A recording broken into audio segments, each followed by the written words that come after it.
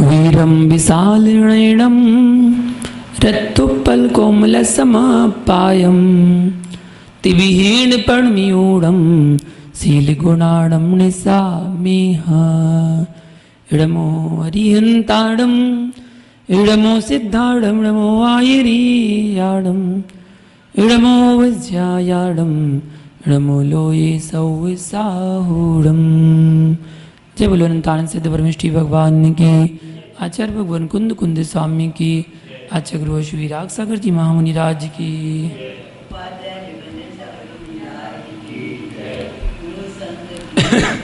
महानुभाव, seal power ग्रंथ की वाचना यहाँ पर चल रही है, जिसमें 17 गाथाएं हो चुकी हैं। आज 18वें नंबर की गाथा प्रारंभ हो रही है। यहाँ पर अब शील गुण से संपन्न व्यक्ति का ही मनुष्य जन्म सफल है, इसे आचार्य प्रवर बता रहे। गाथा के माध्यम से कहते हैं, सभ्य विय परिहीणा रूप विरूपावि वदित सुव्यावि शीलम जे सुशीलम सुजीविदम मानुषम तेसिम। यहाँ बताया, सर्वे अपीचा परिहीना रूप विरूपा अपि व्यतीत वयस्का अपि एसु सुशीलम शीलम तेसाम मानुषम सुजीवितम। यह गाथा पदों का अन्वय यहाँ पर जानना चाहिए। और यहाँ पर आचार्य बताते हैं कि गाथार्थ बताते हैं कि जो परिहीन मतलब सभी प्रकार से हीन दीन है, रूप से विरूप भी है, और जिनकी यौवन की आयु जो है व्यतीत हो चुकी है, उन सभी का जिनमें शील मतलब आचरण, सुशील मतलब शील गुणान्वित है, मनुष्य जन्म सुजीवित है। सुजीवित मतलब वास्तविक सार्थक जीवन है उसी का, ऐसा बताया गया। किनका मनुष्य जन्म निरर्थक होता है, यहां बता रहे, किनका जन्म मनुष्य जन्म निरर्थक होता है। तो इससे पहले गाथा नंबर 15 की जब व्याख्या हुई, उसमें प्रतिपादित किया जा चुका है। अब किन लोगों का मनुष्य जीवन प्रशस्त या सुजीवन होता है, इसे आचार्यवर यहां पर प्रतिपादित कर रहे हैं।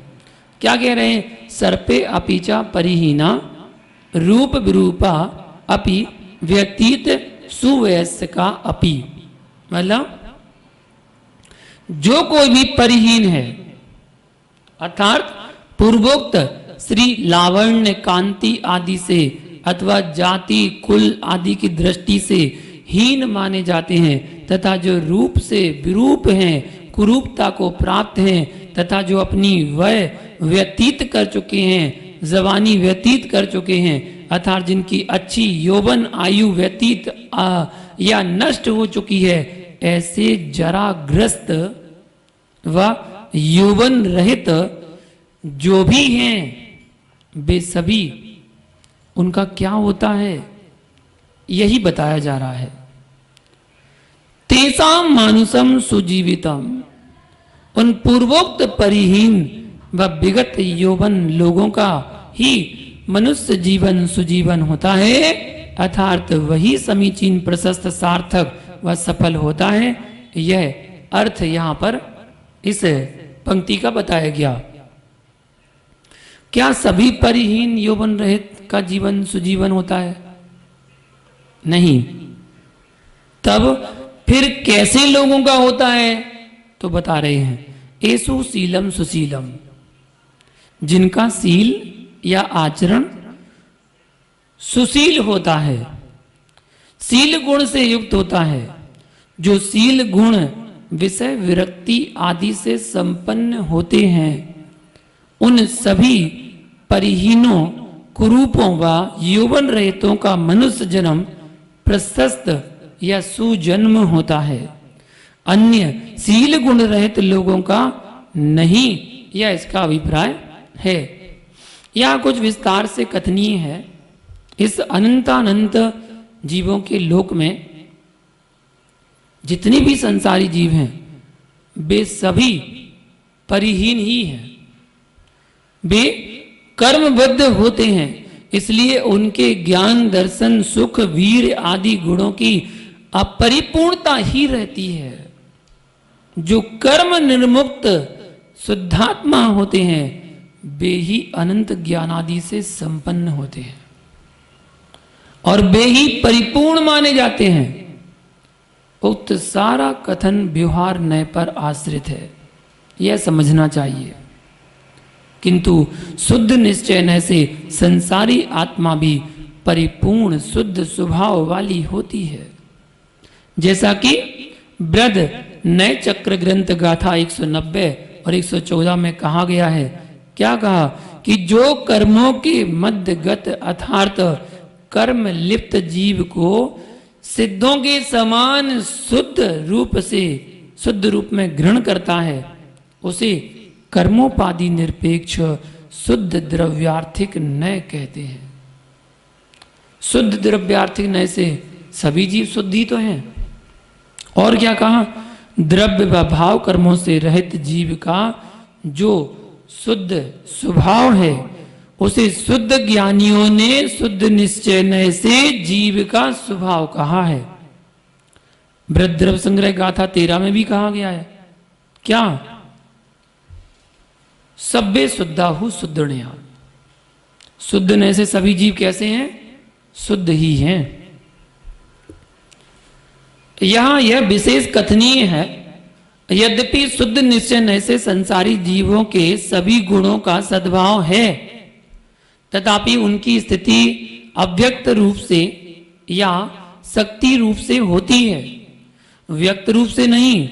यदि उनकी सर्वथा शुद्धता मानी जाए तो संसार का भी अभाव हो जाएगा और मोक्ष मार्ग के उपयोगी सभी उपदेश निरर्थक हो जाएंगे। इसलिए शुद्ध द्रव्यार्थिक नय से आत्मा केवल ज्ञान मतलब अनंत ज्ञान आदि गुणों से संपन्न होते हुए भी व्यवहार नय से वह केवल ज्ञान आदि गुणों से रहित ही है, अर्थात मति ज्ञान आदि क्षय समिक भाव से युक्त ही होता है, ऐसा इसका तात्पर्य है। इस प्रकार रूप से विरूप मतलब कुरूप, इस पद को लेकर भी नई दृष्टि से विवेचना की जा सकती है। उद्गल द्रव्य में रूप रस आदि गुण होते ही हैं। रूप यह गुण विशेष का वाचक है, इसका अर्थ है मूर्ति, जो रूपादि संस्थान परिणाम रूप होती है। रूप गुण के कारण ही पुद्गल द्रव्य मूर्तिमान होते हैं, ऐसा सर्वार सिद्धि ग्रंथ में कहा गया। इस तरह आत्मा अरूप अमूर्त कृष्ण शुक्ल आदि वर्णों से रहित होती है, तथापि व्यवहार नय से उसकी कर्मबद्धता को दृष्टिगत रखें तो संसारी जीव को यथा योग्य पौद्गलिक 5 देहों आदि से संयुक्त माना जाता है। इसलिए व्यवहार से उसे वह काला मतलब श्याम है, वह गोरा है इत्यादि रूप से निरूपित किया जाता है। दूसरी बात, बाह्य रूप से वे संसारी जीव सुंदर स्वरूप एवं लावण्य आदि से युक्त कहे जाते हैं, तथापि चमड़े के अंदर यह देह जुगुप्सा घृणा के योग्य ही होता है। वस्तुतः तो पारमार्थिक दृष्टि से शुद्धात्मा ही सुंदर है, ऐसा समयसार गाथा 3 में भी कहा गया है। सब्बत सुंदरो लोगे। व्यवहार में कर्मबद्ध जीव को पाप कर्म के कारण कुरूपता प्राप्त होती है। शरीर परिणमनशील होता है, अतः बाल्यावस्था से युवावस्था प्राप्त होती है। उसी तरह युवावस्था का भी विनाश होकर जरा ग्रस्तता बुढ़ापे का लक्षण प्रकट होती है। बीत गई जवानी फिर लौटती नहीं, अतः वे विगत यौवन वाले बने ही रहते हैं। इस तरह वैसे क्रूप व बुढ़ापे के शरीर वालों के भी यदि शील सुशील होता है, अर्थात वे आचरण में सुशील ब्रह्मचर्य आदि का विषय वैराग्य आदि को धारण करते हैं, तो उनका जन्म महनीय ही होता है। महनीय मतलब पूजनीय। यह गाथा का अभिप्राय बताया है। शील सुशील हो, यह जो गाथा में कहा गया है, वहां शील पद का स्वभाव रूप अर्थ आदि लिया जाता है, तो तदनुरूप विवेचना की जा रही है। जीव आदि पदार्थों के समग्र रूप से दो प्रकार के स्वभाव होते हैं। वे हैं सामान्य स्वभाव और दूसरा विशेष स्वभाव। आचार्य देवसेन कृत आलाप पद्धति ग्रंथ सूत्र 28 में इस प्रकार उनका निरूपण किया गया है। अब स्वभावों को कहते हैं अस्ति भाव, नास्ति भाव, नित्य स्वभाव, अनित्य स्वभाव, एकत्व स्वभाव, अनेक स्वभाव, भेद स्वभाव, अभेद स्वभाव, भव्य स्वभाव, अभव्य स्वभाव, परम स्वभाव। ये द्रव्यों के 11 सामान्य स्वभाव हैं। चेतन स्वभाव, अचेतन स्वभाव, मूर्त स्वभाव, अमूर्त स्वभाव, एक प्रदेश स्वभाव, अनेक प्रदेश स्वभाव, विभाव स्वभाव, शुद्ध और शुद्ध स्वभाव, अशुद्ध स्वभाव, उपचरित स्वभाव, ये द्रव्यों के 10 विशेष स्वभाव हैं। इस प्रकार 11 विशेष स्वभावों में शील शब्द से यहां विभाव स्वभाव का ग्रहण करणीय है। वह विभाव स्वभाव 2 प्रकार का होता है, एक तो सम्यक और दूसरा मिथ्या। इनमें सम्यक्त युक्त से सम्यक्त विभाव स्वभाव होता है, जो औपसमिक औदयिक भाव आदि रूप होते हैं। मिथ्यात्व युक्त के मिथ्या विभाव स्वभाव होता है। इनमें प्रत्येक के भी द्रव्य व भाव के भेद से 2 भेद ज्ञेय हैं। सम्यक आंतरिक आचरण भाव विभाव स्वभाव है। देव व गुरु की पूजा आदि सभी द्रव्याचरण है। पाप आदि व्यसनों का आचरण तो अशुभ द्रव्याचरण होता है। अन्यथा द्रव्याचरण के 2 भेद हैं, लौकिक और पारमार्थिक। इनमें लोकमान्य सज्जनोचित व्यवहार लौकिक आचरण है, जिनागम मान्य आचरण पारमार्थिक द्रव्य आचरण है।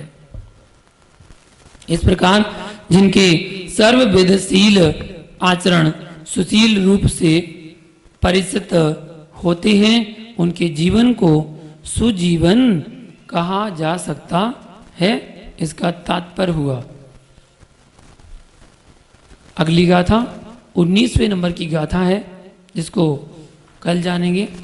आज के लिए इतना ही। जय बोलो पारसनाथ भगवान की।